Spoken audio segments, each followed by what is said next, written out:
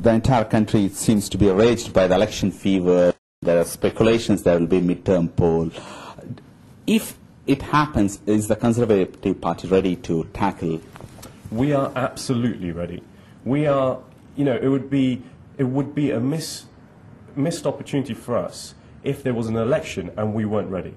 We are fully ready. We are always prepared. As a political party, you must be prepared for a general election. We have got everything in place that we need to have in place, as well as more candidates, as well as our ability to mobilise our activists.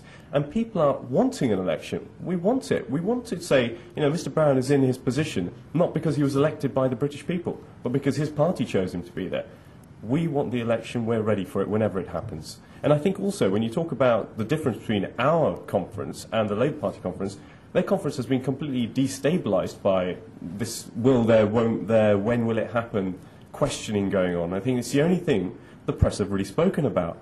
What about all the policies? What about what the government are going to do?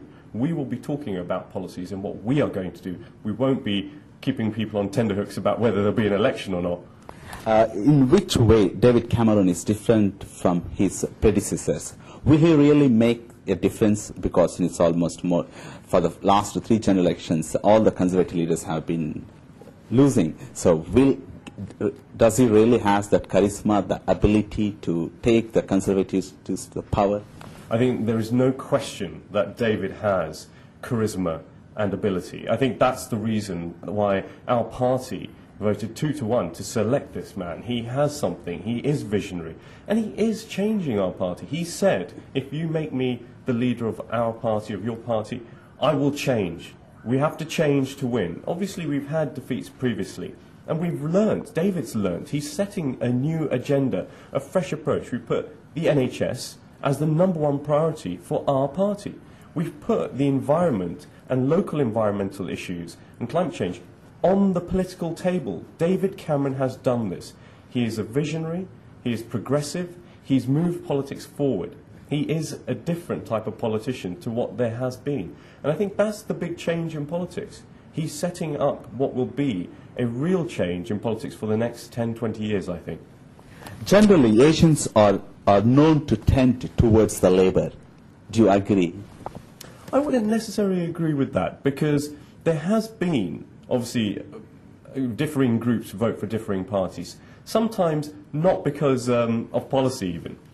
But I think fundamentally, if you look at the values of the Conservative Party, freedom, small state, enterprise, business, family values, these are the core pillars that underpin the Conservative Party.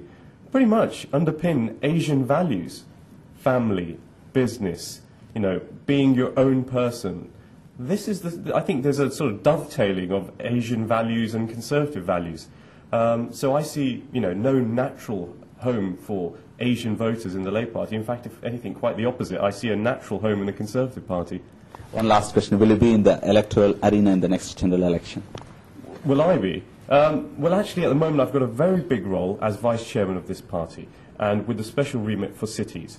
I really want to do that job well. It's a great responsibility that I've been asked to do by the Chairman, Caroline Spelman, and David Cameron.